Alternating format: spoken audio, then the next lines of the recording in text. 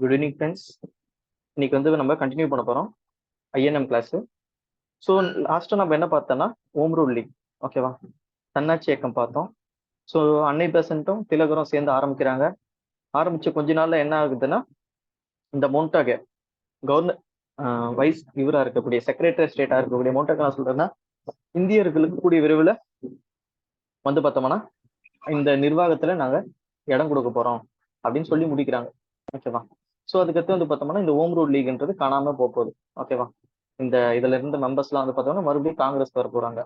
அது ஏன் வராங்க, எப்படி வராங்க, அதுக்கெல்லாம் காரணம் யார் அப்படின்னா பார்க்க போறோம். அதுக்கெல்லாம் காரணம் யாருன்னா இந்த ஒன் அண்ட் ஒன்லி காந்தி, ஓகேவா. ஃபர்ஸ்ட் இது காந்தியை பத்தி ஜென்ரலா சில விஷயம் தெரிஞ்சுக்கலாம். இதெல்லாம் வந்து ஸ்கூல் புக்ல இது வரைக்கும் ஸ்கூல் புக்லன்றதை விட டிஎன்பிஎஸ்ல கேட்ட கொஸ்டின்ஸ், ஓகேவா. ஸோ காந்தி, ஸோ இவரோட முழு பேர் வந்து பார்த்தா மோகன்தாஸ் கரம்சந்த் காந்தி. எல்லாருக்கும் தெரியும், கரம்சந்த் காந்தி. ஸோ அக்டோபர் மாதம் 2ஆம் தேதி 1869 பிறக்கிறாரு. குஜராத்ல போர்பந்தர், ஓகேவா, அந்த ஊர்ல பிறக்கிறாரு. ஸோ இதையும் ஒரு வாட்டி கேட்டிருக்காங்க, இந்த இயரும் கேட்டிருக்காங்க, ஞாபகம் வச்சுங்க. அக்டோபர் 2 எல்லாருக்கும் தெரியும், 1869, 1869 போர்பந்தர் குஜராத்ல பிறக்கிறார், ஓகேவா. அதுக்கடுத்து வந்து பார்த்தோம்னா ஸ்கூலு அதெல்லாம் முடிச்சுட்டு லண்டனுக்கு போறாரு லா படிக்க, ஓகேவா.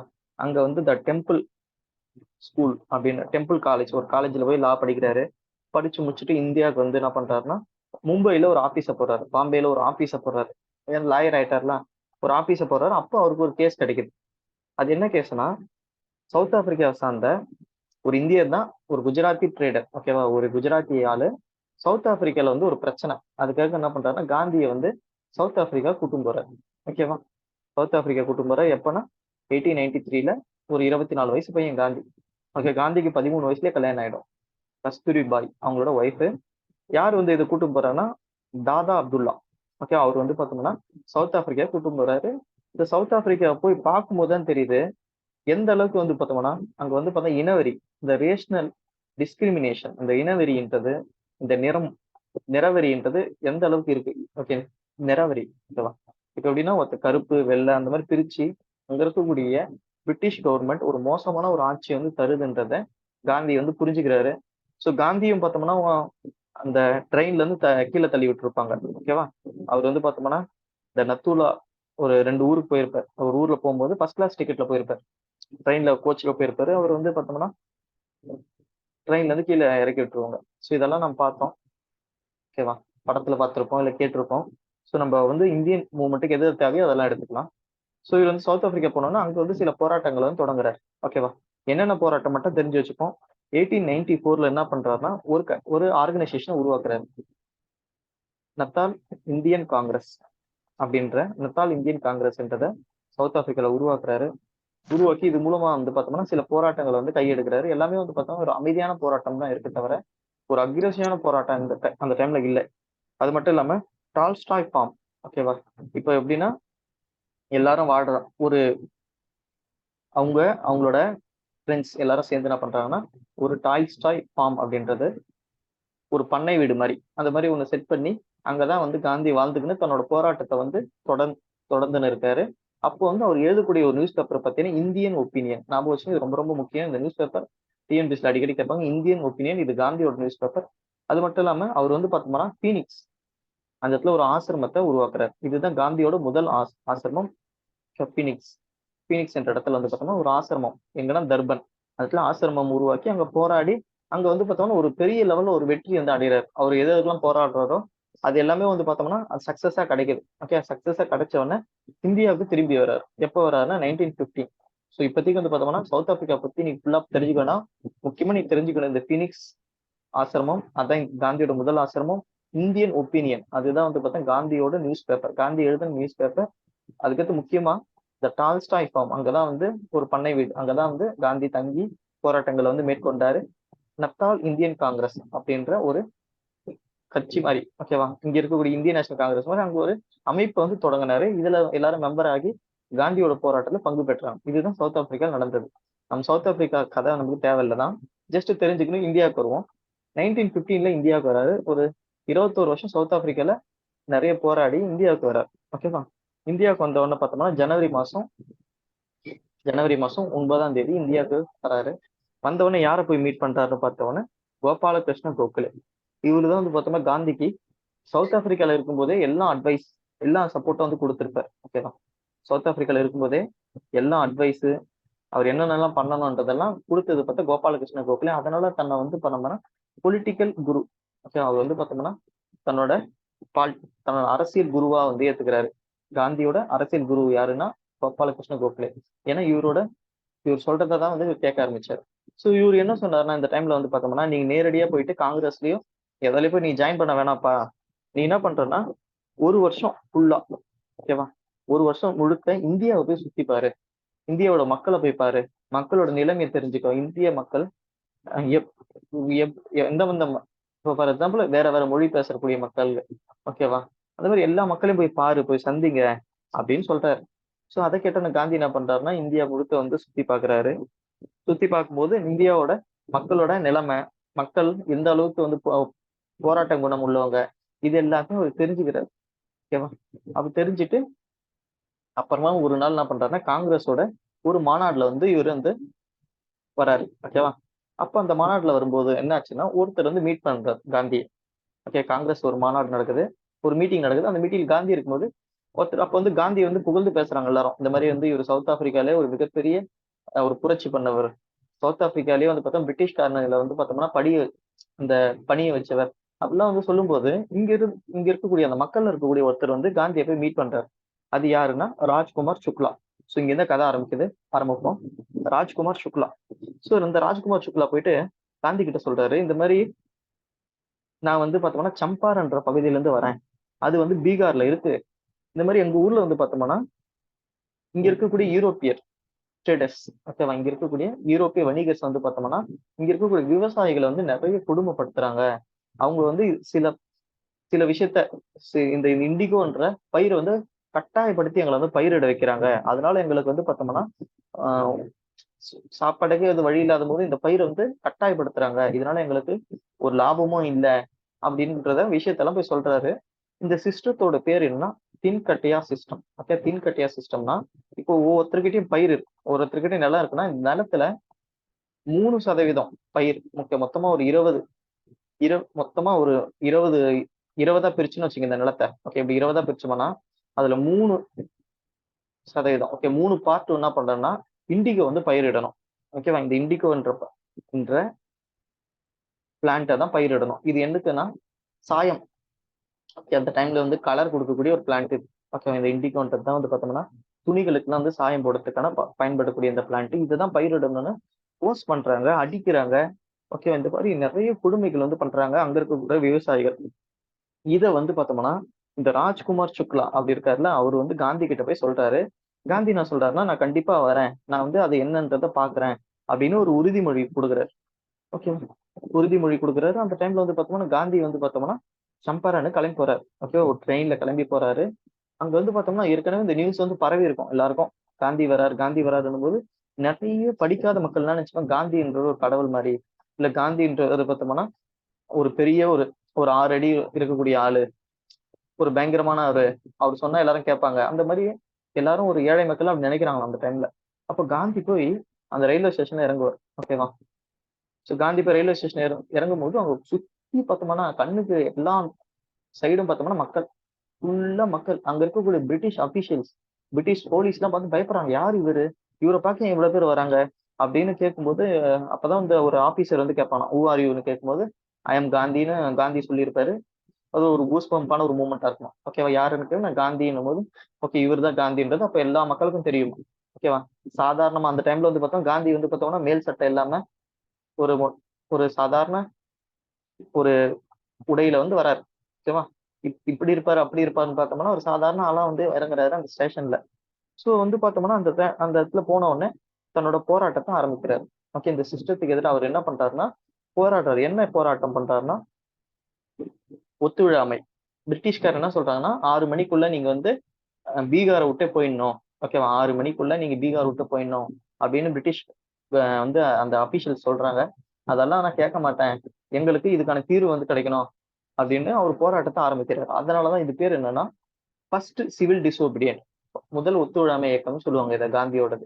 ஸோ ஞாபகம் வச்சு சிம்பிளா ஞாபகம் வச்சு சிவில் டிசோபீடியன்ஸ். அப்ப பாருங்க, சம்பாரன் சி சிவில் டிசோபீடியன்சி. ஸோ அப்படி ஞாபகம் வச்சுங்க, சம்பாரன் சி சிவில் டிசோபீடியன்சி. இதுதான் வந்து காந்தியோட முதல் ஒத்துழைமை இயக்கம்.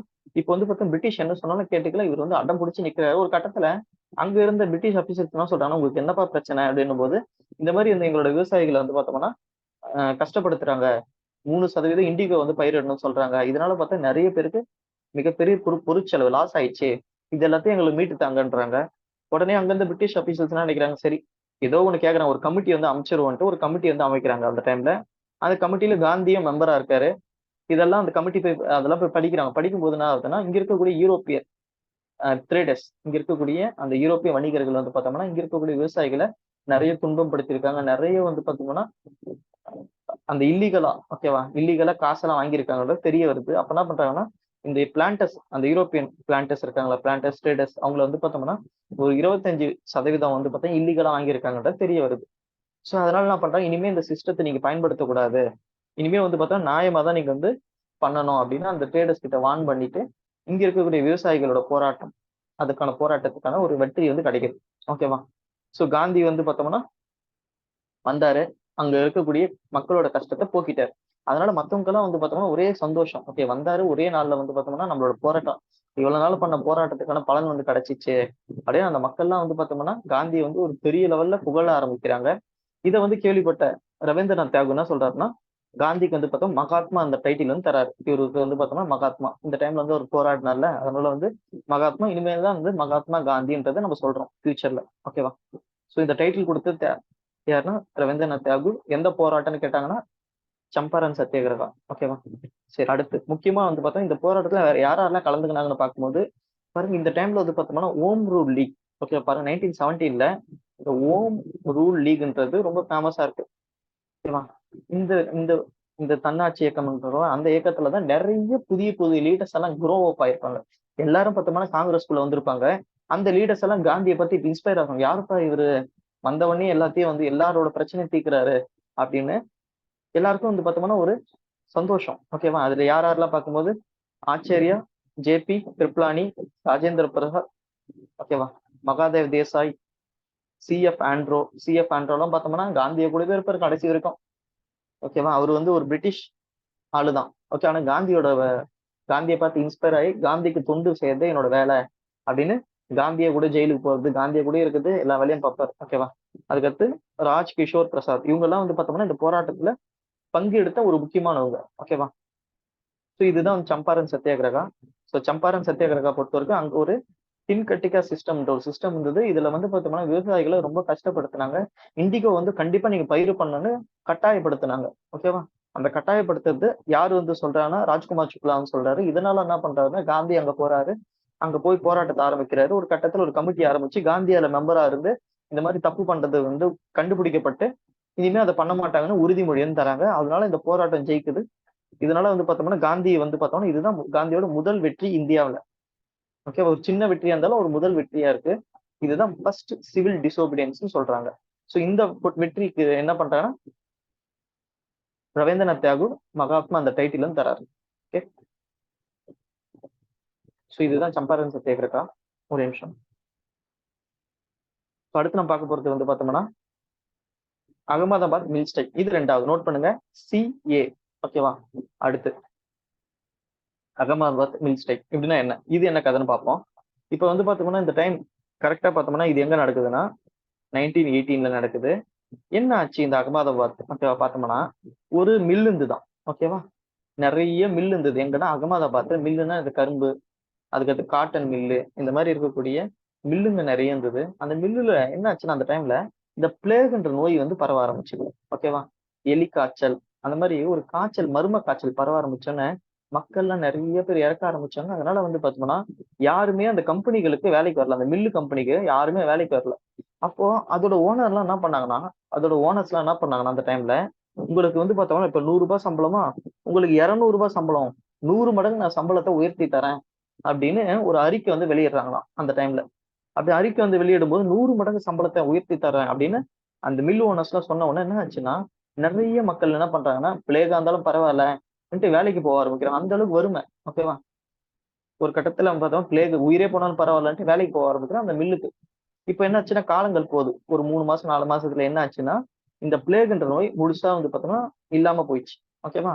இந்த பிளேக்ன்றது இல்லாம போயிடுச்சு. அதனால என்ன ஆச்சுன்னா மறுபடியும் அந்த ஓனர்ஸ்லாம் என்ன பண்ண சம்பளம் ₹100ன்னு குறைச்சிட்டாங்க.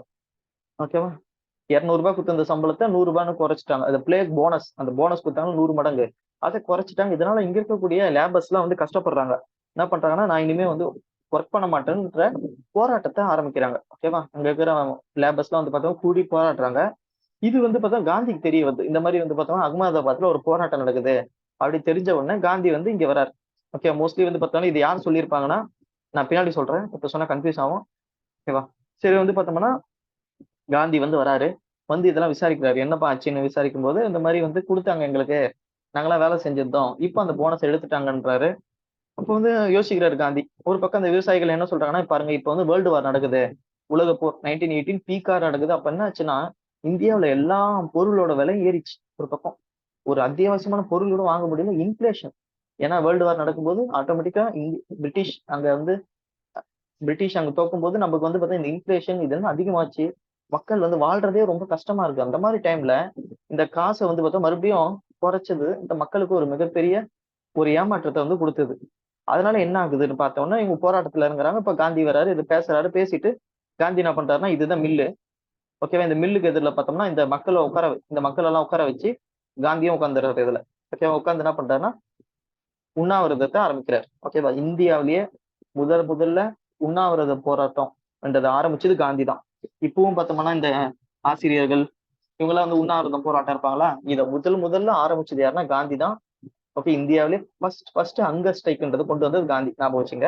சோ இதுதான் வந்து காந்தியோட முதல் ஹங்கர் ஸ்ட்ரைக். இங்க வந்து காந்தி வந்து உட்கார்ந்து மக்களோட மக்களா இருக்காரு. இந்த மில் ஓனர்ஸ்லாம் இருக்காங்கல்ல பயப்படுறாங்க. அப்பா இவ்வளவு பெரிய லீடரு. அங்க சம்பாரன்ல ஜெயிச்சிருக்காரு. சவுத் ஆப்பிரிக்கால ஜெயிச்சிருக்காரு. அவரு வந்து இங்க உட்கார்ந்திருக்காரு. அதனால பயந்து என்ன பண்றாங்கன்னா, காந்தி கிட்ட போய் பேசுறாங்க இவங்க. இப்ப சரி என்னதான் வேணும்னும் போது, இந்த மாரி இந்த மக்களோடது நீங்க வந்து ₹100 குடுத்திருந்தீங்க. நான் சும்மா சொல்றேன் இந்த டேட்டா.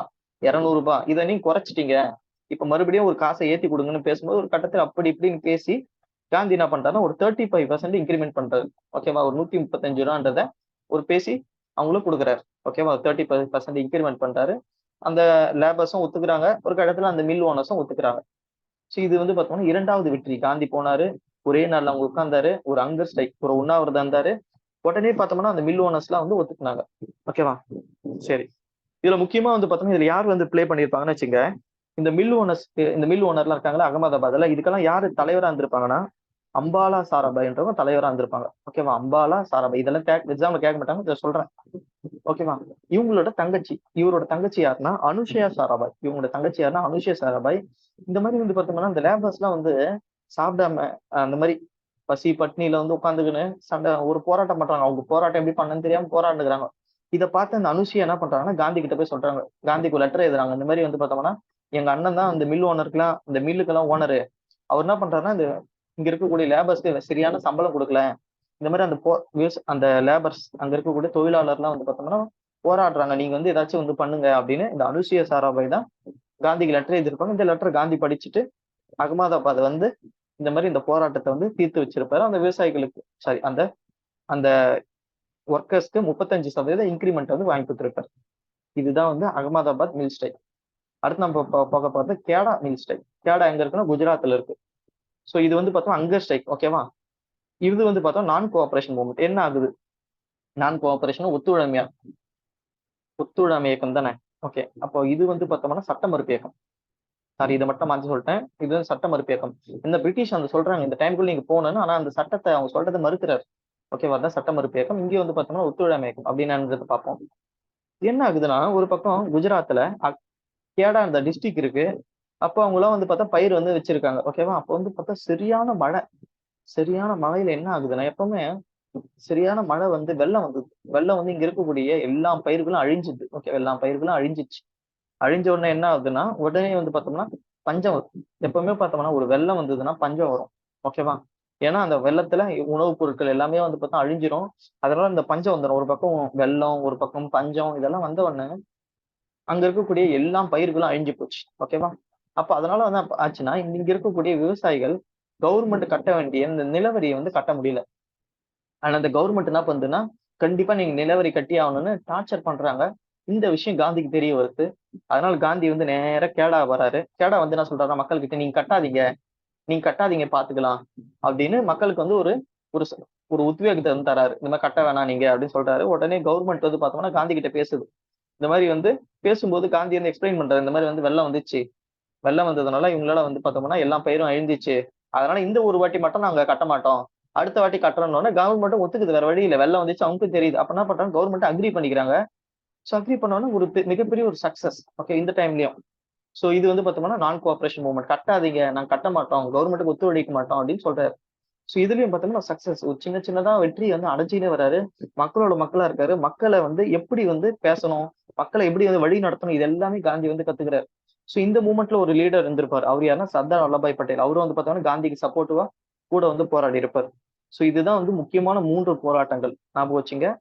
ஸோ ஒண்ணு வந்து பார்த்தோம்னா சம்பாரன், அது 17ல, கேடா 18, அதுக்கு முன்னாடி வந்து பார்த்தோம் அகமதாபாத் மில் ஸ்ட்ரைக். ஓகேவா. ஸோ இதுதான் 3 போராட்டங்கள். 3த்திலும் ஜெயிச்சு காந்தி என்ற ஒரு காந்தியை பத்தி இப்ப என்ன நியூஸ் பேப்பர்ல வருதுன்னா, காந்தி எங்க போனாலும் வெற்றி வந்து தருவாரு. காந்தி வந்து பார்த்தோம்னா பிரிட்டிஷ் கிட்ட அவ்வளவு அழகா பேசி நமக்கான உரிமை வாங்கி கொடுப்பாரு அப்படின்ற ஒரு டாக் வந்து பார்த்தோம்னா எல்லா இடத்துலயும் வந்து பரவ ஆரம்பிக்குது. ஓகேவா. இது நிலம் அந்த டைம்ல. இப்போ அடுத்து நான் பார்க்க போறது ரவுலட் சத்தியாகிரகா. ஓகே, அது என்ன ரவுலட் சத்தியாகிரகான்றத பார்ப்போம். ஓகேவா. இப்ப என்ன ஆச்சுன்னா இந்த டைம்ல ஒரு பக்கம் வந்து பார்த்தோம்னா நல்லா யோசிச்சு பாருங்க. இந்த டைம்ல 1917 இருக்கோம் நம்ம. ஓகேவா. 1917 ஒரு பக்கம் உலக போர் வந்து நடந்துன்னு இருக்கு. ஓகேவா. அப்ப என்ன ஆச்சுன்னா இங்க இருக்கக்கூடிய இன்ஃபிளேஷன், காசெல்லாம் இன்ஃபிளேஷன் அதிகமாயிடுச்சு, பணம் வீக்கம் அதிகமாயிடுச்சு. மக்களால ஒரு அடிப்படையான ஒரு சில பொருட்கள் கூட வாங்க முடியாத ஒரு நிலைமை, அந்த மாதிரி ஒரு நிலைமையில இருக்கும். ஓகேவா. ஒரு பக்கம் இந்த ஓம் ரூல் லீக் வந்து சக்சஸே ஆகல. இந்த ஓம் ரூல் லீக் வந்து பார்த்தோம்னா நமக்கு வந்து பார்த்தா எந்த ஒரு சக்சஸும் தரல. நிறைய பேர் என்ன பண்றாங்கன்னா புரட்சியாளர்களா மாறுறாங்க. எப்படின்னா இந்த கவர்னரை கொல்ல நினைக்கிறது, இங்க இருக்க பிரிட்டிஷ் அபிஷியல்ஸை கொல்ல நினைக்கிறது, ஏதாச்சும் ஒண்ணு வந்து பண்ணணும் அப்படின்னு நிறைய பேர் களத்துல இருந்து இறங்குறாங்க. அதனால இங்க இருக்கக்கூடிய பிரிட்டிஷ் கவர்மெண்ட் என்ன பண்ணுதுன்னா ஒரு கமிட்டி வந்து செட் பண்றாங்க. ஓகேவா. ஒரு கமிட்டி வந்து போடுறாங்க. எதுக்குன்னா இங்க இருக்கக்கூடிய ரெவல்யூஷனரி ஆக்டிவிட்டிஸ், இந்த புரட்சி பண்ணக்கூடிய இந்த இவங்களை வந்து பார்த்தோம்னா முழுமையா வந்து தடுக்கணும்ன்றதுக்காக ஒரு கமிட்டி வந்து செட் பண்றாங்க. யாரோட தலைமையில பார்த்தோம்னா ஜஸ்டிஸ் சிட்னி ரவுலட் அவரோட பேர்ல வந்து பார்த்தோம்னா ஒரு கமிட்டி, அவர் தான் தலைவர். 1917 ஒரு கமிட்டி வந்து செட் பண்றாங்க. எதுக்குன்னா இங்க இருக்கக்கூடிய புரட்சியாளர்கள் நிறைய பேர் வந்து பார்த்தோம்னா பிரிட்டிஷ் அபிஷியல்ஸ் எல்லாம் தாக்குறாங்க, இவங்களெல்லாம் பிடிக்கணும் அப்படின்றதுக்காக என்ன பண்றாங்கன்னா ஒரு கமிட்டியை வந்து செட் பண்றாங்க. இவங்களோட இந்த கமிட்டி சொன்ன ரெக்கமெண்டேஷனை வச்சு ஒரு ஆக்ட் வந்து பாஸ் ஆகுது. ஓகேவா. அந்த ஆக்ட் ஒரு சட்டம் வந்து பாஸ் ஆகும். அந்த சட்டத்துல என்ன சொல்றாங்கன்னா யாரானாலும் அரெஸ்ட் பண்ணலாம். பாருங்க எவ்வளவு ஒரு மோசமான சட்டம். யாரானாலும் அரெஸ்ட் பண்ணலாம், எவ்வளவு நேரம்னாலும் அவர் வந்து ஜெயில வைக்கலாம். அவருக்கு எந்த ஒரு கோர்ட்லயும் கூட்டு போய் சமர்ப்பிக்கணும். இப்போ ஃபார் எக்ஸாம்பிள் இப்போ ஒருத்தர் அரெஸ்ட் பண்ணனா ஒரு 48 மணி நேரத்துக்குள்ள ஒரு ஜட்ஜி கிட்ட போய் கொடுக்கணும். இந்த மாதிரி வந்து இவர் வந்து நான் இந்த கேஸ்க்காக ஒரு அரெஸ்ட் பண்ணியிருக்கேன் அப்படி ஒரு 24 ஹவர்ஸ், ஒரு 48 மணி நேரம் ஒரு டைம் இருக்கும். ஜட்ஜி கிட்ட போயிட்டு கொடுத்து அதுக்கடுத்து அவர் வந்து சிறையில போட்டு மறுபடியும் கோர்ட்டுக்கு எல்லாம் கூட்டு போவாங்க. இதுதான் வந்து நடைமுறை. இதுல என்னன்னா எந்த அந்த மாதிரி நடைமுறையே இல்லை. யாருனாலும் அரெஸ்ட் பண்ணுவேன், எப்பனாலும் அரெஸ்ட் பண்ணுவேன், அவர் எங்கனாலும் வைப்பேன், சிறையில் வைப்பேன், இல்ல ஏதாச்சும் ஒரு ரூம்ல கூட நான் பூட்டி வைப்பேன். ஓகேவா. அவர் என்ன வந்து அவர் வந்து பார்த்தா எந்த ஒரு ட்ரையலும் நான் கூட்டு போக மாட்டேன், எந்த ஒரு கோர்ட்டுக்கும் நான் கூட்டு போக மாட்டேன். இந்த மாதிரி ஒரு மோசமான ஒரு சட்டத்தை வந்து பாஸ் பண்றாங்க. அப்ப என்ன ஆகும், யாரெல்லாம் காங்கிரஸ்ல இருக்கிறாங்களோ, யாரெல்லாம் மக்களுக்காக போராடுறாங்களோ அவங்க எல்லாரையுமே அரெஸ்ட் பண்றாங்க. அப்ப என்ன ஆகும்னா ஒரு மிகப்பெரிய ஒரு ஒரு மோசமான ஒரு சட்டத்தை வந்து இவங்க பாஸ் பண்றாங்க. ஒரு ஒவ்வொருத்தருக்கும் வந்து பார்த்தா ஒரு பப்ளிக் லிபர்ட்டின்னு இருக்கும். எல்லாருக்கும் வந்து பார்த்தோம்னா அந்த லிபர்ட்டின்றது முழுசா வந்து பார்த்தோம்னா இந்த சட்டம் வந்து பார்த்தோம்னா அனுமதிக்கல. ஓகேவா. இதுதான் வந்து பார்த்தோம்னா ரோலர் ஆக்ட் 1919 உருவாக்குறாங்க. இந்த ஆக்டுக்கு இன்னொரு பேர் என்னன்னா பிளாக் ஆக்ட்னு சொல்லுவாங்க, கருப்பு சட்டம். 1919 இந்த சட்டம் வருது. இந்த சட்டத்துக்கு இன்னொரு பேரும் இருக்கும். ஓகேவா. அனார்ச்சியல் ரெவல்யூஷனரி கிரைம் ஆக்ட். ஓகேவா. இது ஒரு பேரு அப்பப்ப எக்ஸாம்ல கேட்பாங்க. ஓகேவா. அனார்ச்சியல் ரெவல்யூஷனரி கிரைம் ஆக்ட் ஞாபகம் வச்சுங்க. அதுக்கடுத்து வந்து பார்த்தீங்கன்னா இதுக்கு இன்னொரு பேரு பிளாக் ஆக்ட். ஓகேவா. பிளாக் ஆக்ட் இதுதான் அந்த சட்டம். இந்த சட்டம் நான் சொல்றது யாரானா அரெஸ்ட் பண்ணுவேன், எப்பனாலும் நான் வந்து எவ்வளவு நேரம்னாலும் அவங்கள வந்து நான் ஜெயில வைக்கலாம். ஓகே. அது ஜெயிலன்னா சரி எங்கன்னா டீடைன் பண்ணிக்கணும். அவர் நான் கோர்ட்டு கிட்ட வந்து சமர்ப்பிக்கணும்னு எந்த ஒரு அந்த டிமாண்டே இல்லை. ஓகேவா. ஒரு 3 நாள் 4 நாளுக்குள்ள சமர்ப்பிக்கணும் அந்த மாதிரிலாம் இருக்கும், அந்த மாதிரிலாம் இல்லை. அப்ப இது பார்த்தோம்னா அது பார்த்தோம்னா இது மிகப்பெரிய ஒரு இங்க இருக்கக்கூடிய ஹியூமனிட்டிக்கு எதிரானது. ஓகே. ஒரு மனித இனத்துக்கு ஒரு எதிரான ஒரு சட்டம் அப்படின்னு காந்தி எல்லாரும் ஃபீல் பண்றாங்க. அதனால காந்தி என்ன பண்றாருன்னா இப்போ வந்து ஆல் இந்தியா லெவல்ல நம்ம வந்து ஒரு போராட்டத்தை ஆரம்பிக்கலாம் அப்படின்னு ரெடி பண்றாரு மக்களை. ஓகேவா, இதுதான் வந்து பார்த்தோம்னா ஃபர்ஸ்ட் மாஸ் ஸ்ட்ரைக். இதுதான் வந்து பார்த்தா ஃபர்ஸ்ட் மாஸ் ஸ்ட்ரைக்கு ரவுலட் சத்தியாகிரகம். ஓகே, ரவுலட் சத்தியாகிரகம் பாருங்க, இது வந்து பார்த்தோம்னா 18 மார்ச் 1919 இந்த சட்டம் வருது. இந்த சட்டத்தை பத்தின இதெல்லாம் புரிதல் வந்து மக்களுக்கு எல்லாம் வந்த உடனே என்ன பண்றாருன்னா காந்தி வந்து பார்த்தோம்னா இது ஒரு போராட்டத்தை ஆரம்பிக்கிறார். இதுதான் வந்து பார்த்தோம் காந்தியோட முதல் ஆல் இந்தியா போராட்டம். எக்ஸாம்ல வந்து கேட்பாங்க காந்தியோட ஃபர்ஸ்ட் ஆல் இந்தியா ஸ்ட்ரகிள் எதுன்னா ரவுலட் சத்தியாகிரகம். நிறைய பேர் நான் கோஆபரேஷன் மூவ்மெண்ட் எல்லாம் போடுவாங்க, தப்பு. அது ரவுலட் சத்தியாகிரகம் தான் முதல் ஆல் இந்தியா லெவல்ல இருந்த போராட்டம். ஓகே, எல்லாரும் வந்து போராட ஆரம்பிக்கிறாங்க காந்திய கூட சேர்ந்து. ஏப்ரல் 6 1919 வந்து பார்த்தோம்னா இந்த ரவுலட் சத்தியாகிரகன்றதை ஆரம்பிக்கிறாங்க. எல்லாரும் வந்து பார்த்தோம்னா ஒவ்வொரு ஊர், இப்போ ஏதோ ஒரு ஊர் தான் ஊர், ஒவ்வொரு ஊர்லயும் ஒரு குறிப்பிட்ட இடத்த வந்து சூஸ் பண்ண மக்கள். ஓகேவா, ஃபார் எக்ஸாம்பிள் இன்னைக்கு வந்து பார்த்தோம்னா சென்னையில பெசநகர்ல நம்ம போராடுவோம் அப்படி முடிவு பண்ணிட்டா எல்லாரும் பெசநகருக்கு வந்துருவாங்க. இன்னைக்கு எல்லாரும் சேர்ந்து இந்த சட்டத்துக்கு எதிராக போராடிட்டு ஈவினிங் வந்து கலைஞ்சு போயிடுவாங்க. நாளைக்கு வந்து பார்த்தோம்னா வேற இடம், நாளைக்கே ஒவ்வொரு இடம், இந்த மாதிரி ஒவ்வொரு இடத்துலயும் வந்து பார்த்தோம்னா இந்த போராட்டம்ன்றது நடந்துனே இருக்கு. அப்படி நடக்கும்போது என்ன ஆகுதுன்னா கரெக்டா வந்து பார்த்தோம்னா 13 ஏப்ரல் 1990, 13ஆம் தேதி ஏப்ரல் மாசம் 1919 அப்போ ஒரு முக்கியமான 2 லீடர் வந்து அரெஸ்ட் பண்ணிடுறாங்க. யாருன்னா பஞ்சாப்ல ஒரு 2 லீடர் இருக்காங்க, ரொம்ப ரொம்ப முக்கியமான லீடர். ஓகே, யாருன்னா சாய்புதீன் சுக்லுவும் சத்யபால். ஓகே, சாய்புதீன் சுக்லுவும் சத்யபால் இந்த 2 டாக்டர், இவங்க 2 பேர் தான் வந்து பார்த்தா பஞ்சாப்ல வந்து பார்த்தோம்னா இந்த மூவ்மெண்ட் வந்து லீட் பண்ணியிருந்தாங்க. இவங்க 2 பேரும் அரெஸ்ட் பண்ணிடுறாங்க. ஓகே, இப்ப சப்போஸ் இவங்களை அரெஸ்ட் பண்ணிட்டாங்கன்னா இவங்க வந்து சிறையிலே தான் இருப்பாங்க. ஓகேவா, எப்பவுமே சிறையில இருக்கும். இந்த மாதிரி இருக்கும்போது இங்க இருக்கக்கூடிய மக்கள் எல்லாம் என்ன பண்றாங்கன்னா போராட ஆரம்பிக்கிறாங்க அன்னைக்கு. ஓகேவா, எல்லாரும் என்ன சொல்றாங்கன்னா எல்லாரும் ஜாலியன் வாலாபாக் அப்படின்ற ஒரு இடம் இருக்கு. ஓகே, இந்த இடத்துக்கு வந்துருங்கப்பா, நம்ம வந்து போராட்டத்தை ஆரம்பிப்போம் அப்படின்னு அங்க இருக்க மக்கள் எல்லாம் வந்து பேசுறாங்க. ஓகேவா, அப்போ என்ன ஆகுதுன்னா அந்த நாள் வந்து பார்த்தோம்னா ஏப்ரல் 13 என்னன்னா பைசாக்கி டே. பைசாக்கின்னா என்னன்னா பொங்கல். இப்ப நம்ம தமிழ்நாட்டுல பொங்கல் இருக்க மாதிரி அவங்க ஊர்ல பார்த்தோம்னா ஒரு ஃபங்க்ஷன். ஓகேவா, ஒரு நெல் அறுவடை நாள் தான் அதுவும் பைசாக்கியும். ஓகேவா, இந்த நாள்ல என்ன ஆகும்னா மோஸ்ட்லி நிறைய விவசாயிகள்லாம் வந்து பார்த்தா டவுனுக்கு வருவாங்களாம். ஓகேவா, நிறைய விவசாயிகள் எங்க வருவாங்கன்னா டவுனுக்கு வருவாங்க. கரெக்டா வந்து பார்த்தோம்னா இந்த ஜாலியன் வாலாபாக் இது எங்க இருக்குன்னா அம்ரிஸ்டர்ல இருக்கு. பஞ்சாபோட கேபிட்டல் அம்ரிஸ்டர்ல இது இருக்கு. இந்த விவசாயிகள்லாம் ப்ராக்டிக்கலா பார்த்தோம்னா இது வந்து பார்த்தோம்னா ஃபுல்லா காம்பவுண்டட், ஒரே ஒரு கேட்டு தான் இருக்கும் இந்த ஜாலியன் வாலாபாக். ஓகேவா, இங்க ஒரு கிணறு இருக்கும்.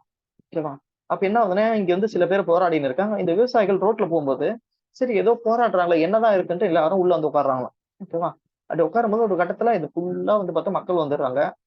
மக்கள் வந்து ஃபுல்லா உட்காந்துறாங்க. இதுக்குள்ள வந்து பார்த்தா மக்கள் ஃபுல்லா உட்காந்துறாங்க. இந்த டைம்ல என்ன ஆகுதுன்னா மிலிட்ரி அந்த இப்ப ஒரு சட்டம் சொல்லுவோம்ல நம்ம, இப்ப எப்படின்னா மிலிட்ரி ஒரு சட்டம் இருக்குல்ல 420. ஒரு நிமிஷம். இப்போ ஒரு சட்டம் போடல 5 பேருக்கு மேல போக கூடாதுன்னு. 479 யாருக்காச்சும் தெரியுமா? இப்ப எப்படின்னா ஒரு மிலிட்ரி ரெகுலேஷன் மாதிரி யாருமே வந்து பார்த்தோம்னா ஒரு 3 பேருக்கு மேல 4 பேருக்கு மேல போக கூடாது. 144 சாரி மறந்துட்டேன். ஓகேவா, சூப்பர். 144ன்றது அந்த டைம்ல வந்து பார்த்தோம்னா எஸ்டாப்ளிஷ் பண்ணிடுறாங்க. ஆனா இங்க இருக்க மக்களுக்கு யாருக்கும் தெரியல. ஏன்னா அதுக்கு அன்னைக்கு வந்து 144ன்றது அன்னைக்கு வந்து பார்த்தா காலையில வந்து பிரகடனம் பண்ணிருப்பாங்க. ஆனா அங்க இருக்கக்கூடிய மக்களுக்கு வந்து பார்த்தோம்னா யாருக்கும் தெரியல 144. ஏன்னா எல்லாம் கிராமத்து மக்கள் ஒரு பக்கம் இங்க போராடுறவங்க மட்டும் அதுக்குள்ள வந்து போராடின்னு இருக்காங்க. இந்த கிராமத்து மக்கள்லாம் நிறைய பேர் உள்ள போய் உட்காந்துறாங்க. ஏதோ போராட்டம் பொழுது நம்மளும் இருப்போம் அப்படின்னு நிறைய பேர் உட்காந்துறாங்க. இந்த டைம்ல வந்து பார்த்தா இது ஒரே கேட்டு, இங்க ஒரு கிணறு இருக்கும், இதெல்லாம் தாண்டவே முடியாத அளவுக்கு பெரிய பெரிய இது. ஓகேவா, பெரிய பெரிய வால்ஸ். கரெக்டா வந்து பார்த்தா அந்த டைம்ல வந்து இந்த நியூஸ் வந்து போகுது. இந்த மாதிரி வந்து பார்த்தோம்னா ஒரு பெரிய மக்களே வந்து பார்த்தோம்னா இங்க ஜாலியன் வாலாபாக்குள்ள போராடுறாங்க அப்படின்னு தெரிஞ்ச உடனே இங்க வந்து பார்த்தோம்னா அப்போ இருக்கக்கூடிய அந்த பஞ்சாபோட இன்சார்ஜா இருக்கக்கூடிய டயர். ஓகேவா, ஜெனரல் ரெஜினட் எட்வர்ட் ஆரி ட்ரை தான் டயர். அவர் வந்து வரார். ஓகே, அவர் வந்து என்ன பண்றாருன்னா எந்த அனௌன்ஸ்மெண்ட்டும் இல்லையா. ஓகே, ஒரு பீரங்கி மாதிரி, பீரங்கில ஒரு கன். ஓகே, பீரங்கி எடுத்துன்னு வந்திருப்போம், அதை வெளியே மாட்டியிருக்கும். ஓகே, இது என்ன ஆகும்னா உள்ள வந்து எல்லாரையும் போலீஸில் நிக்க வச்சுட்டு ஓப்பன் ஃபயர் பண்றோம். அவங்களால ஜம்பும் பண்ண முடியாது. ஓகேவா, கேட்டு பக்கமும் ஓட முடியாது. எல்லாரையும் அப்படியே ஒரு கிட்டத்தட்ட ஒரு 15 மினிட்ஸ், ஒரு 15 நிமிஷம் கண்ணை மூடி வெறித்தனமா வந்து சுட்டு இருப்பாங்களாம் இங்கே. ஓகேவா, ஸோ இந்த சுட்டதுல வந்து பார்த்தோம்னா ஆயிரக்கணக்கானவங்க வந்து இறந்திருக்காங்கன்றது இந்தியனோட ரெக்கார்ட்ஸ். இந்தியர்கள் என்ன சொல்றாங்கன்னா ஒரு 1000 பேருக்கு மேல இறந்துட்டாங்க. நிறைய பேர் அந்த கிணத்துல எல்லாம் ஊழ்ந்திருப்பாங்க. அந்த ஒரு கிணறு இருந்திருக்கும், தண்ணி இல்லாத கிணறு. அந்த கிணத்துல ஊழ்ந்திருப்பாங்க. இப்பவும் பார்த்தோம்னா அந்த வால்ஸ் இருக்குல்ல, அந்த வால்ஸ்ல வந்து புல்லட்டோட அந்த தழும்பு, அந்த அடையாளம்லாம் இருக்கு. இப்போ பார்த்தா யூடியூப்ல நீ வீடியோ பார்த்தீங்கன்னா இருக்கும். ஓகேவா?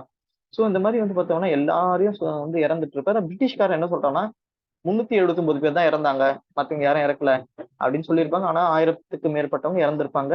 இந்த விஷயம் வந்து இந்தியா முழுக்க பரவுது. இந்த மாதிரி பிரிட்டிஷ் வந்து பார்த்தோம்னா அமைதியா உட்கார்ந்து இந்த மக்களை வந்து கிட்டத்தட்ட ஒரு 1000 பேருக்கு மேல சுட்டுட்டாங்க. ஓகேவா? ஓப்பன் ஃபயர் பண்ணிட்டாங்க. எந்த ஒரு வார்னிங்கும் கொடுக்கல அப்படின்னு சொல்லும்போது நிறைய சாதாரண மக்கள் தான் இறந்திருப்பாங்க. ஓகேவா? ஸோ இதெல்லாம் வந்து நியூஸ் எல்லாருக்கும் பரவணும்னா எல்லாருக்கும் ஒரு மிகப்பெரிய ஒரு மனம் இருக்கும். ஓகேவா? அப்ப என்ன ஆகுதுன்னா இங்க இருந்த ரவீந்திரநாத் தியாகூர் அவர் தான் அவருக்கு என்ன பண்ணிருப்பாங்கன்னா நைட்வுட் அவார்டு கொடுத்திருப்பாங்க. அதெல்லாம் வந்து திருப்பி கொடுத்துட்டாரு இந்த பிரிட்டிஷ் கவர்மெண்ட்டுக்கு. இந்தாங்க உங்க நைட்வுட் நீங்களே வச்சுங்க. இந்த மாதிரி எங்க மக்களை நீங்க கொல்றதுதான் உங்களோட வேலையா? ஒரு பக்கம் வந்து பார்த்தோம்னா வைஸ்ராய் எக்ஸிகியூட்டிவ் கவுன்சில்ல வந்து பார்த்தோம்னா சங்கரன் நாயர் அப்படின்றவர் பார்த்தா இந்த வைஸ்ராய் எக்ஸிகியூட்டிவ் கவுன்சில் மெம்பரா இருந்திருப்பாரு. அவர் என்ன பண்றாருன்னா ரிசைன் பண்ணிடுறாரு. இந்த மாதிரி இதுக்கு நான் வந்து கண்டனம் தெரிவிக்கிறேன்னு அவர் ரிசைன் பண்ணிடுறாரு. ஒரு கட்டத்துல இதுக்கான போராட்டங்கள், இதுக்கான அழுத்தங்கள்லாம் அதிகமாகும் போது பிரிட்டிஷ் கவர்மெண்ட் ஒரு கமிட்டி வந்து செட் பண்றாங்க. ஓகேவா? ஒரு கமிட்டி வந்து செட் பண்றாங்க. அதுதான் பார்த்தா அன்டர் கமிஷன். Under commission. இந்த கமிஷன் போயிட்டு இந்த ஜாலியன்வாலா பாத் ஏன் நடந்தது, ஏன் எதுக்கு நடந்ததெல்லாம் பார்த்துட்டு கடைசியில இது வந்து எந்த ஒரு பெருசா வந்து எந்த ஒரு அந்த டயர் அந்த ஆள் இருக்காருல்ல அவர் வந்து பார்த்தா எந்த ஒரு தப்பும் பண்ணல அப்படின்னு இதுல வந்து கமிஷன்ல வந்து சொல்லிடுறாங்க. இதனால மக்களுக்கு வந்து பார்த்தா ஒரு மிகப்பெரிய ஒரு கோபம் வந்து இருக்கு. ஓகேவா? ஒரு மனசுக்குள்ள ஒரு கோபம் இருக்கு. இந்த கோபம் வந்து பார்த்தோம்னா பின்னாடி வெளிப்படு ஆகும். ஸோ இதுதான் வந்து பார்த்தா ஜாலியன்வாலா பார்த்தோம் அந்த ரோலர் சத்தியாகிரகம். ஸோ அடுத்து நான் பார்க்க போகுது இதே டைம்ல வந்து பார்த்தோம்னா இது எப்போ நடக்குதுன்னா கரெக்டா வந்து பார்த்தா 1919ல நடக்குது. ஓகேவா? இந்த ஜாலியன்வாலா பாத். ஓகேவா? இதே டைம்ல இதே பேரலா என்ன ஆகுதுன்னா ஒரு பக்கம் உலகப் போர் வந்து முடிஞ்சுது. 1918ல வந்து பார்த்தோம்னா உலகப் போர் வந்து வந்து முடிஞ்சது. இந்த டைம்ல வந்து பார்த்தா ட்ரீட்டிஸ் வந்து சைன் பண்றாங்க. எல்லாரும் உடன்படிக்கை வந்து சைன் பண்றாங்க. அந்த உடன்படிக்கையில பார்த்தோம்னா இந்த டர்க்கின்ற நாடு இருக்கும். ஓகேவா? டர்க்கின்ற நாடு இருக்கும். இந்த நாட்டுல தான் வந்து பார்த்தோம்னா முஸ்லீம், ஓகேவா, அவங்களோட மத குரு கிலாஃபா. ஓகேவா? அந்த முஸ்லீம் இருக்காங்களா அவங்களோட மத குரு கிலாஃபான்றவர் வந்து பார்த்தா அந்த டர்க்கியில தான் இருப்பாரு. இப்ப என்ன ஆகுதுன்னா இந்த பிரிட்டிஷ் கவர்மெண்ட் இந்த டர்க்கியை வந்து துண்டு துண்டா இந்த பிரிட்டிஷ் அவங்க தான் ஜெயிச்சுட்டாங்க கடைசியில. பிரிட்டிஷ் பிரான்ஸ் இவங்க என்ன பண்றாங்க இந்த டர்க்கியை துண்டு துண்டா வந்து நொறுக்க ட்ரை பண்றாங்க. ஓகேவா? அப்போ இந்த கிலாஃபான்றவருக்கு வந்து பார்த்தோம்னா ஒரு புனிதமான ஒரு இடம் வந்து கேக்குறாங்க.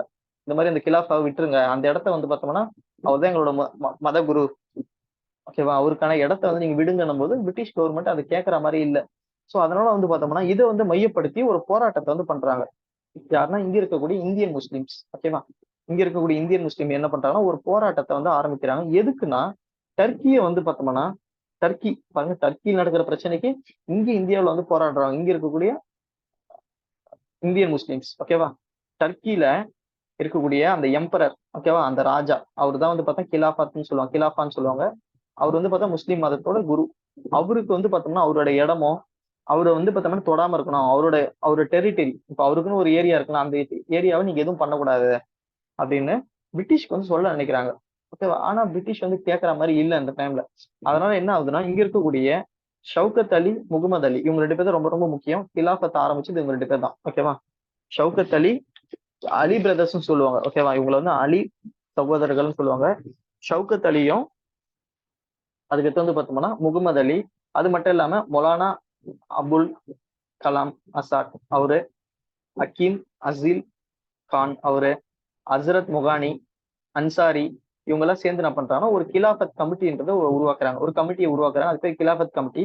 இந்த கமிட்டி மூலமா போயிட்டு பிரிட்டிஷ் அங்க இருக்கக்கூடிய கவர்னர் ஜெனரலை பார்த்து இந்த மாதிரி சொல்றாங்க. இந்த மாதிரி வந்து பார்த்தோம்னா அவரு எங்களோட மத குரு, அவரை வந்து அவரோட இடத்த வந்து நீங்க அப்படியே விட்டுருங்க, அதை வந்து நீங்க எக்காரணம் கொண்டு பிரிக்க கூடாது அப்படின்னு போய் சொல்றாங்க.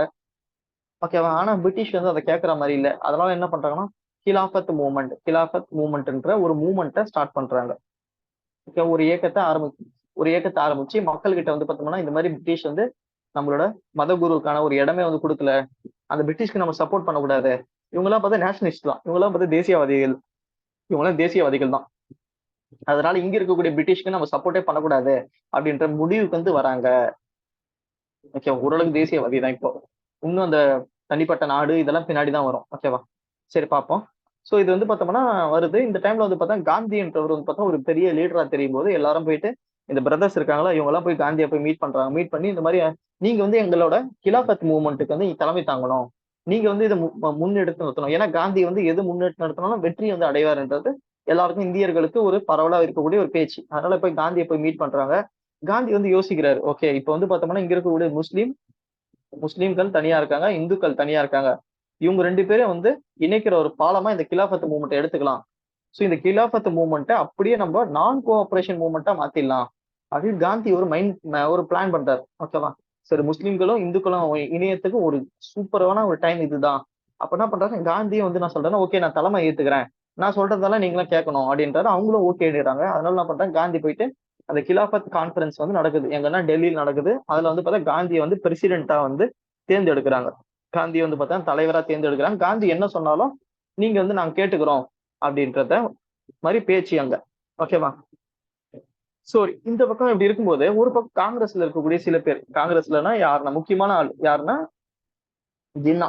ஜின்னாலாம் இப்ப காங்கிரஸ்ல இருந்தார் ஒரு காலத்துல. அப்போ நேஷனலிஸ்டா இருந்தார். ஜின்னா நான் சொல்றாருன்னா, இப்ப நீ வந்து கிலாபத்ன்றது ஒரு மதத்தோட சம்பந்தப்பட்டது, நம்ம தேசிய போராட்டம்ன்றது ஃப்ரீடம் ஸ்ட்ரகிள்ன்றது வேற. நீங்க வந்து பார்த்தோம்னா மதத்தையும் இங்க இருக்கக்கூடிய போராட்டத்தையும் நீங்க ஒன்னா சேர்க்காதீங்க. அதனால அப்படின்னு காந்தி கிட்ட ஒரு அட்வைஸ் தராரு. ஆனா காந்தி வந்து கேட்கிற மாதிரி இல்ல. காந்தியை பொறுத்த வரைக்கும் இந்துக்களும் முஸ்லிம்களும் தனித்தனியா இருக்காங்க. ஓகேவா? இப்ப இந்தியான்ற நாடு ஒரு ஒட்டுமொத்தமா போராடினாதான், எல்லாரும் சேர்ந்து போராடினாதான் நமக்கான அந்த செல்ஃப் ரூல்ன்றது கிடைக்கும். ஓகே, அந்த சுயராஜ்யம், அந்த சுயமா ஆட்சி பண்றது, அந்த செல்ஃப் ரூல் இருந்து கிடைக்கும். இவங்க தனியா போராடினா கிடைக்காது. அப்போ இதுதான் ஒரு சரியான டைம் இந்துக்களும் முஸ்லிம்களும் ஒன்னா சேர்க்கறதுக்குன்னு காந்தி நினைக்கிறாரு. ஆனா இங்க இருக்கக்கூடிய ஜின்னா நான் சொல்றேன்னா, நீங்க வந்து பார்த்தோம்னா Gandhi not to bring religion in politics, மதத்தை வந்து பார்த்தோம்னா இந்த அரசியல கொண்டு வராதீங்க அப்படின்னு சொல்றாரு. அதனால வந்து பார்த்தா காந்தி வந்து இந்த கிலாஃபத் மூவ்மெண்ட்டை வந்து தலைமை தாங்கறத இங்க இருக்கக்கூடிய ஜின்னா வந்து எதிர்க்கிறார். ஓகேவா?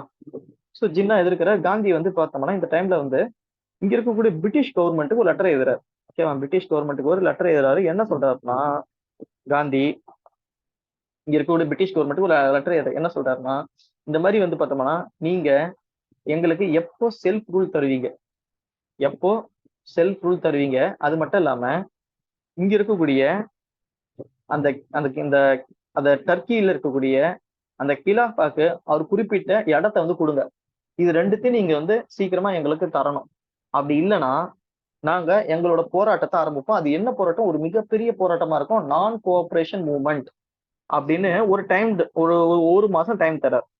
ஓகே, இந்த ஒரு மாசத்துக்குள்ள நீங்க எங்களுக்கு எப்போ வந்து செல்ஃப் ரூல் சுயாட்சி தருவீங்க, எப்போ இந்த டர்க்கியை வந்து பார்த்தோம்னா எப்போ வந்து பார்த்தோம்னா ஒரு தனிப்பட்ட முறை, ஓகேவா, தனிப்பட்ட ஒரு நாடாவை நீங்க விடுவீங்க அப்படின்னு கேக்குறாரு. ஆனா இங்க இருக்கக்கூடிய பிரிட்டிஷ் கவர்மெண்ட் வந்து பார்த்தோம்னா காதுலயே வாங்கல.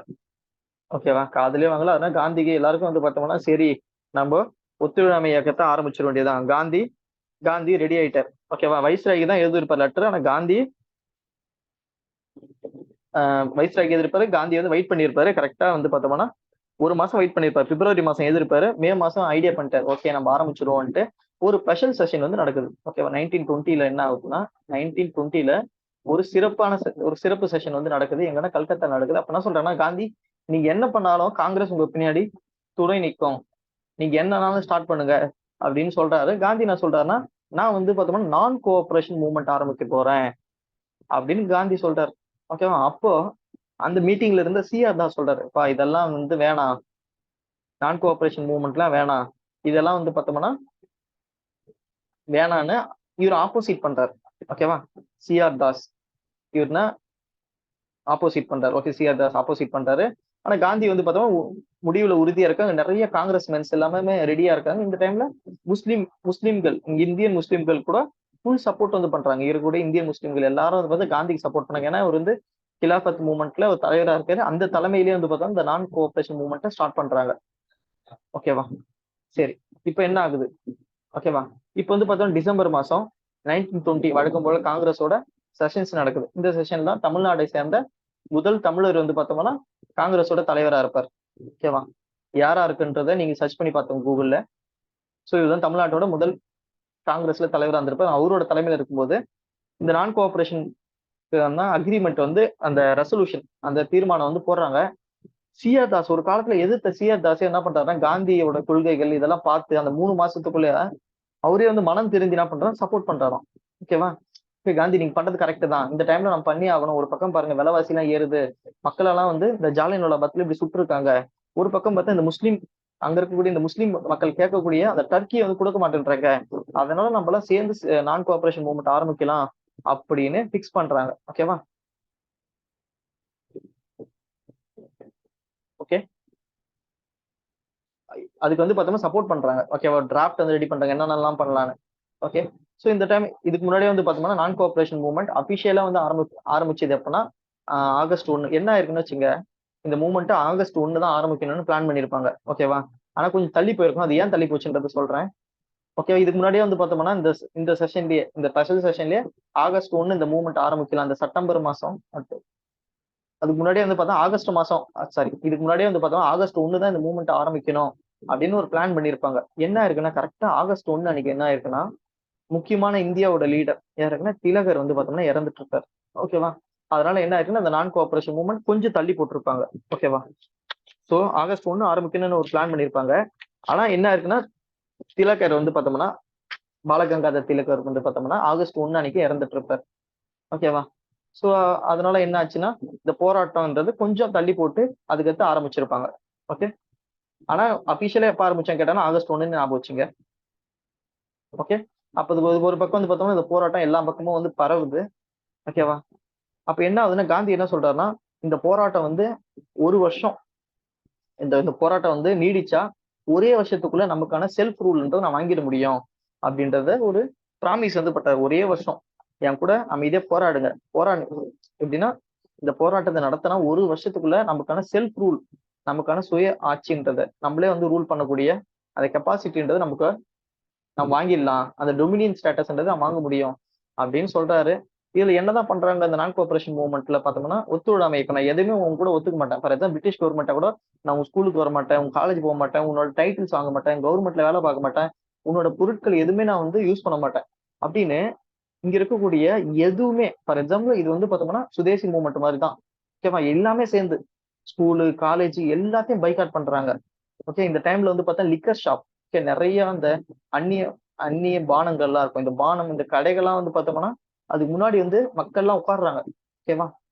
ஒரு இந்த பெண்கள்லாம் வந்து பார்த்தா வளையல் போட்டுருப்பாங்களாம், ஃபாரின் அந்த இந்த வளையல்லாம். இதெல்லாம் வந்து பார்த்தோம்னா அந்தந்த கடை முன்னாடி போயிட்டு உடைச்சு போட்டுருவாங்களாம். இந்த ட்ரெஸ் எல்லாம் இருக்குல்ல அதெல்லாம் அங்கங்க அங்கங்க கொளுத்திடுவாங்க. இது மாதிரி ஒரு மிகப்பெரிய போராட்டம், மக்கள் எல்லாமே வந்து அதுல வந்து ஒண்ணு சேர்றாங்க. ஒரு பக்கம் இங்க இருக்கக்கூடிய முஸ்லிம் மக்கள்லாம் எல்லாருமே சப்போர்ட் பண்றாங்க. ஒரு மிகப்பெரிய போராட்டம் அதுல நடந்துன்னு வருது. ஓகேவா? சரி, ஓகேவா? சோ நடந்துன்னு வருது. நடந்துன்னு வரும்போது திடுக்குன்னு ஒரு நாள் பார்த்தோம்னா கரெக்டா பிப்ரவரி மாசம் 5ஆம் தேதி, ஓகேவா, சௌரி சௌரா இன்சிடென்ட் நடக்குது. ஓகே, சௌரி சௌரா அப்படின்ற இடத்துல ஒரு கலவரம் வெடிக்குது. இது வரைக்கும் பார்த்தோம்னா இந்த போராட்டம் எல்லாமே ஒரு அமைதியான முறையில போராட்டம் இருந்தது. ஒரு அமைதியான முறையில போராட்டும் போது யாராலையும் கேட்க முடியாது. இங்க இருக்கக்கூடிய பிரிட்டிஷ் அபிஷியல்ஸும் சரி, யாருமே வந்து பார்த்தோம்னா அரெஸ்டோ ஏதோ பெருசா பண்ண முடியாது. ஆனா ஒரு கலவரம்னா அங்க ஆர்மியை இறக்கி 144 போட்டு எல்லாரையும் அரெஸ்ட் பண்றாங்க. ஸோ இந்த மாதிரி வந்து என்ன ஆச்சுன்னா ஒரு குறிப்பிட்ட மக்கள் என்ன ஆகுதுன்னா நடந்து போறாங்க சாரசாரியா யூபில. ஓகே, நடந்து போகும்போது அங்க இருக்கக்கூடிய போலீஸ் அபிஷியல்ஸ் சில சில பேர் தடியடியும் ஷூட் அவுட்டும் பண்ணிடுறாங்க. ஓகேவா? அமைதியா போன மக்கள் மேல தடியடியும் ஒரு ஷூட் அவுட்டும் பண்ண என்ன ஆகும், மக்களுக்கு கோவம் வந்தது. மக்கள் கோவம் வரும்போது என்ன ஆகுதுன்னா அங்க இருக்கக்கூடிய ஒரு போலீஸ் ஸ்டேஷன் அப்படியே வந்து கொளுத்திடுறாங்க. அங்க இருக்க ஒரு போலீஸ் ஸ்டேஷனை கொளுத்திடுறாங்க. உள்ள இருக்கக்கூடிய 23 போலீஸ், 23 போலீஸும் அப்படியே உள்ளவே கருகிறாங்க. போலீஸ் ஸ்டேஷன்லயே வந்து பார்த்தோம்னா அவங்க வந்து பார்த்தோம்னா எரிஞ்சு சாம்பலாயிடுறாங்க. ஓகேவா? இந்த விஷயம் வந்து பார்த்தோம்னா தீயா பரவுது. ஒரு பக்கம் பிரிட்டிஷ் அபிஷியல்ஸ், பிரிட்டிஷ் பிரிட்டிஷ் இதுக்கெல்லாம் தெரியுது ஒரு போலீஸ் ஸ்டேஷனே கொளுத்திட்டாங்கன்னும் போது ஒரு பக்கம் வந்து பார்த்தோம்னா அங்க 144 அதெல்லாம் போட்டு எல்லாரும் அரெஸ்ட் பண்ண ஆரம்பிக்கிறாங்க. காந்தி நினைக்கிறாரு இனிமே இந்த போராட்டம் வந்து வயலன்ஸ்க்கு வந்துச்சு, ஒரு வன்முறைக்கு வந்துச்சு, வன்முறையை வந்து பார்த்தோம்னா ஈஸியா பிரிட்டிஷ் கவர்மெண்ட் வந்து அடக்கிடும், அதனால இந்த நான் கோஆபரேஷன் மூவ்மெண்ட்டை நான் வந்து வித்ட்ரா பண்ணிக்கிறேன் அப்படின்னு சொல்லியிருப்பாரு. ஆனா இது வந்து பார்த்தோம்னா எல்லாருக்கும் ஒரு மிகப்பெரிய ஒரு ஏமாற்றம். நல்லாதான் போயிருந்து இன்னொரு கொஞ்ச நாள் போயிருந்தோம்னா நமக்கான சுய அந்த செல்ஃப் ரூல்ன்றது கொடுத்துருப்பாங்க. ஏன்னா இப்ப இந்த டைம்ல வந்து பார்த்தோம்னா பிரிட்டிஷ் கவர்மெண்ட்டே ஆடி போயிருக்கும். ஏன்னா இந்தியாவில வந்து பார்த்தோம்னா எந்த பொருள் விற்கல. ஓகேவா? எல்லாமே வந்து பார்த்தோம்னா வாங்க மாட்டேன்றாங்க. ஸ்கூலு காலேஜ் எல்லாமே வந்து பார்த்தா இந்தியர்கள் தனக்கான ஸ்கூல் தானே வந்து இது பண்ணிக்கிறாங்க. ஓகே, கட்டிக்கிறாங்க.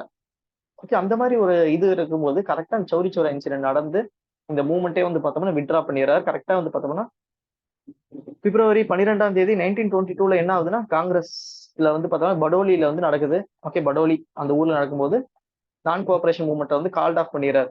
ஓகேவா? இதை வந்து வித்ட்ரா பண்ணிடுறாரு. இதுக்கெல்லாம் வந்து யாரு காரணம், இந்த போராட்டத்தெல்லாம் ஆரம்பிச்சது காந்தி தான். காந்தியை வந்து அரெஸ்ட் பண்ணிடுறாங்க. 1922 அரெஸ்ட் பண்ணி ஜெயில வந்து போட்டுடுறாங்க.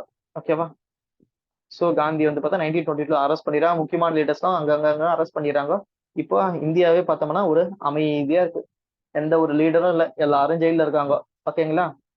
ஒரு அமைதியான ஒரு நிலைமை இருக்கு. அடுத்து என்ன பண்ணலாம் அப்படின்னு எல்லாரும் யோசிச்சுட்டு இருக்காங்க. முக்கியமான காந்தி ஜெயில இருக்காரு, மத்தவங்க எல்லாம் முக்கியமான லீடர்ஸ் எல்லாம் ஜெயிலுக்கு போயிட்டாங்க. இப்ப என்ன பண்ணலாம்னு யோசிக்கிறாங்க. சோ இந்த நான் கோஆபரேஷன் மூவ்மெண்ட் தான் பார்த்தா நிறைய காலேஜஸ் எல்லாம் உருவாக்கி இருப்பாங்க. ஓகேவா. காசி வித்யாபத் வாரணாசியில, குஜராத் வித்யாபத், ஜாமியா மாலியா இஸ்லாமியா காலேஜ் அலிகர்ல, இது நிறைய காலேஜஸ் எல்லாம் ஓபன் பண்ணி நம்மளே என்ன பண்றோம்னா, நம்ம வந்து நம்ம காலேஜ்ல படிப்போம், ஏன் பிரிட்டிஷ் காலேஜ்ல படிக்கணும், அது படிக்க வேணாம். அது ஒரு பக்கம் வந்து பார்த்தோம்னா யாரும் கவர்மெண்ட்ல வேலை பார்க்க வேணாம். ஓகேவா. யாருமே வந்து பார்த்தோம்னா அவங்களோட பொருட்களை வாங்க வேணாம்னு முழுசா வந்து ஒத்துவிட மாட்டோம். நம்ம வந்து பார்த்தோம்னா சப்போர்ட்டே பண்ண மாட்டோம் பிரிட்டிஷ் கவர்மெண்ட்டுக்கு. நம்ம பாட்டு தனியா நாங்க இந்தியர்கள் நாங்க பாத்துக்கிறோம், எங்களுக்கு பாத்துக்க தெரியும் அப்படின்ற ஒரு தோணியில நம்ம வந்து இருப்போம். ஆனா இந்த சௌரி சௌரா இன்சிடென்ட் மூலமா என்ன ஆச்சுன்னா மொத்தமே போயிடுச்சு. ஓகேவா. சோ காந்தி அரெஸ்ட் பண்ணிடுறாங்க, எல்லாரையும் அரெஸ்ட் பண்றாங்க. என்ன பண்றதுன்னு தெரியல. காந்தி கிட்ட போய் கேட்கறாங்க அந்த டைம்ல, ஐயா அடுத்து என்ன பண்ணலாம் அப்படி கேட்கும்போது காந்தி என்ன சொல்றாருன்னா, சரி இந்த டைம்ல என்ன பண்ணணும்னா மக்கள் வந்து ரீசார்ஜ் ஆகட்டும். ஓகே, மறுபடியும் ரீகன்ஸ்ட்ரக்ஷன் ப்ரோக்ராம் பண்ணலாம். ஃபார் எக்ஸாம்பிள் என்னன்னா, இப்போ ஒரு போராட்டம் தொடர்ந்து நீடிக்காது. ஓகேவா. ஏன்னா இங்க இருக்கிற ஏழை மக்கள், சாதாரண மக்கள் டெய்லியும் வந்து ஒரு இடத்துல போராடிட்டு வீட்டுக்கு போனா அவசியம் இல்லை, அவங்க சாப்பிடணும், எல்லாமே பண்ணணும்ல. அப்ப என்ன பண்றாங்க, காந்தி என்ன சொல்றாருன்னா, அடுத்து ஒரு பெரிய போராட்டம் நம்ம பண்ண போறோம். இப்பவே மக்கள் கிட்ட போயிட்டு எல்லாரும் வேலைக்கெல்லாம் போய் காசெல்லாம் சேமிச்சு வச்சுக்க சொல்லுங்க. எல்லாரும் மக்கள் எல்லாம் வந்து பார்த்தோம்னா எல்லாரும் அவங்கவுங்க வேலை பார்க்கட்டும். இங்க இருக்கக்கூடிய காங்கிரஸ் மெம்பர்ஸ் நீங்க என்ன பண்றீங்கன்னா, மக்கள் கிட்ட போயிட்டு பொலிட்டிக்கல் பாலிடிக்ஸ் வந்து பரப்புங்க, மக்கள் கிட்ட போயிட்டு விழிப்புணர்வு ஏற்படுத்துங்க, எல்லாரும் வந்து போராட்டத்துல கலந்துக்கு வைங்க.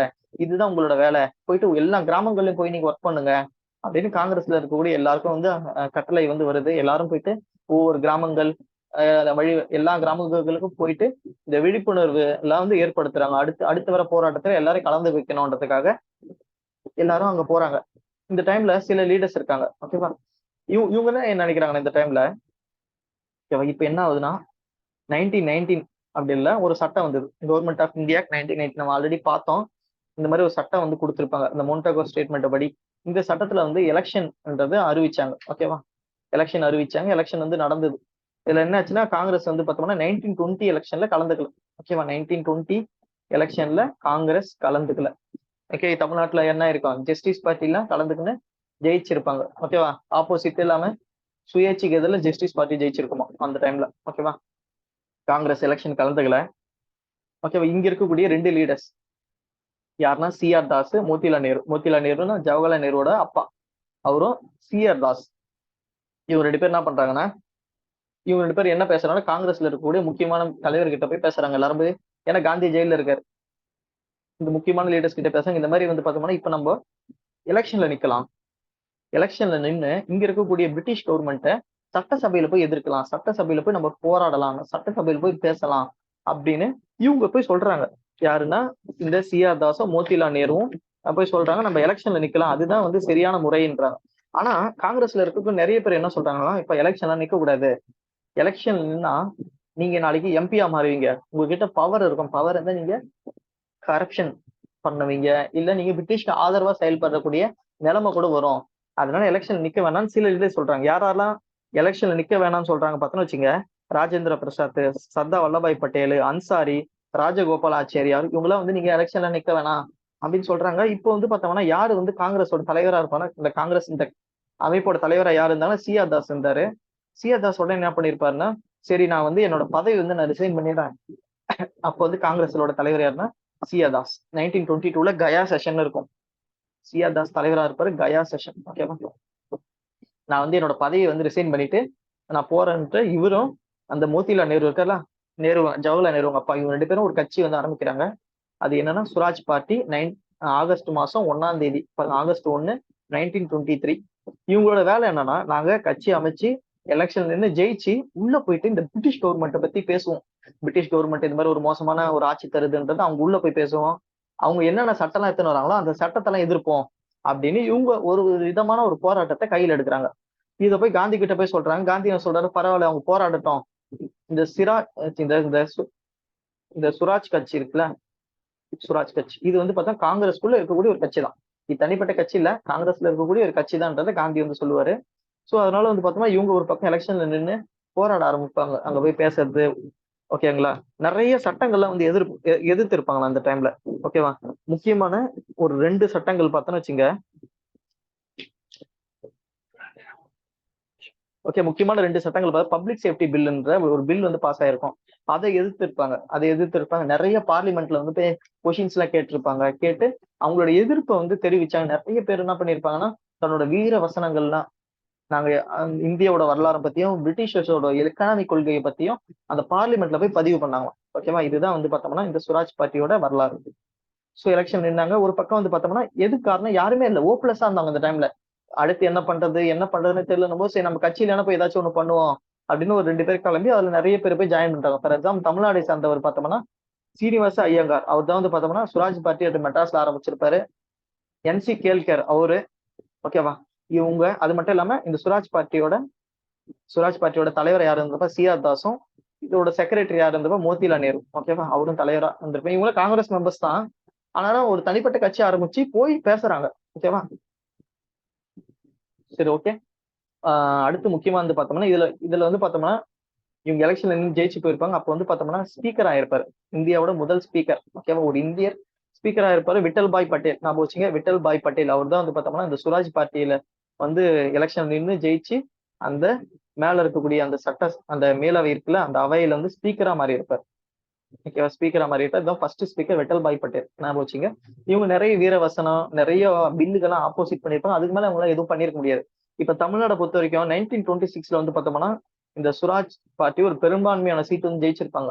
இருந்தாலும் இந்த டைம்ல என்ன ஆகுது, 1956 நம்ம போயிட்டு ஆட்சி அமைக்க வேணாம் போது ஒரு சுயேட்சை வந்து பார்த்தோம்னா CM மாத்திருப்பாங்க. ஓகேவா?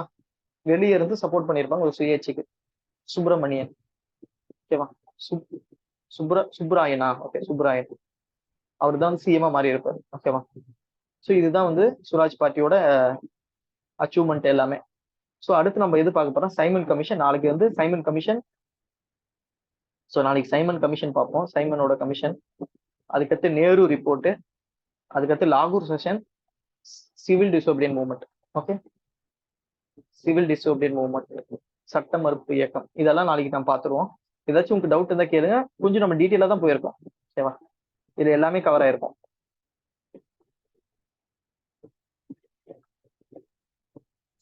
ஸோ